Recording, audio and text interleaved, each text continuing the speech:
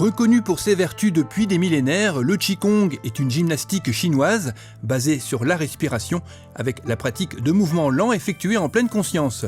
À la chapelle d'Armentières, le club Bruce Lee Shaolin Tao a organisé un stage exceptionnel, un stage fédéral avec la participation de plusieurs clubs du Nord. Le but du stage était de faire découvrir le Qigong des 5 trésors, qui est un travail de 5 mouvements qui sont basés sur les méridiens du cœur, du rein et de la constellation céleste. Le but est de travailler avec une conscience sur chaque mouvement, en lenteur et puis surtout avec un travail souple et lent avec une respiration normale. Ça, c'est le but du stage d'aujourd'hui. Maintenant, je donne des cours aussi chaque semaine à la chapelle d'Armentières. Malheureusement, la saison elle est bien commencée, donc j'ai déjà pas mal de monde. Mais ça va se poursuivre l'année prochaine avec une autre méthode. Et on envisage progressivement de reprendre le tai chi, si c'est possible. Et derrière tout ça, j'enseigne aussi le kung fu.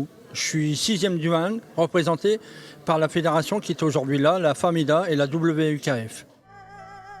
Il existe plus de 1000 formes ou méthodes de Qigong fondées sur les principes de la médecine chinoise. Elles tiennent compte du trajet des méridiens et points d'acupuncture, de la physiologie énergétique du corps et des organes, ce qui rend cette discipline accessible à tous. Je suis 6e Dan de Karaté Goshin. Je suis ici sous l'invitation de mon ami Christian qui lui fait du Shaolin Tao dans son club depuis un moment. On l'invite souvent dans notre club à Erquinghem-Lys pour des stages multidisciplines. Je suis ici aussi dans le cadre de ma fonction de président de ligue de la WUKF, une fédération mondiale de karaté. Je suis aussi représentant de président de ma petite fédération FAMEDA dans lequel je regroupe quelques 300 âmes. Et donc ici participent donc des clubs de karaté Goshin dont je suis le directeur technique. Le Qigong, le Tai Chi, je pratique mais vraiment à un niveau très bas et dès que je le peux, comme là pour le stage, je fais. C'est vraiment un réel plaisir. Il y a un relâchement total, il y a un détachement, et puis ça fait du bien au corps et puis ça fait du bien à l'esprit. Malgré les mouvements complexes, parce qu'il y a vraiment des mouvements simples mais des mouvements aussi plus complexes et ça permet aussi aux seniors de pouvoir faire du sport et renouer avec le sport en sachant toujours qu'on a des pathologies peut-être lourdes vis-à-vis des articulations, etc. avec le temps passé, avec qu'on a fait peut-être du sport à haut niveau. Et là, ça permet de se faire du bien et puis de faire un relâchement. Puis en ce moment, on a vraiment besoin de se faire du bien. C'est la première fois que je pratique. Christian, c'est un ami de longue date, donc je me suis dit, tiens, pourquoi pas venir à un de ces stages et voir un peu ce qu'est le Qigong.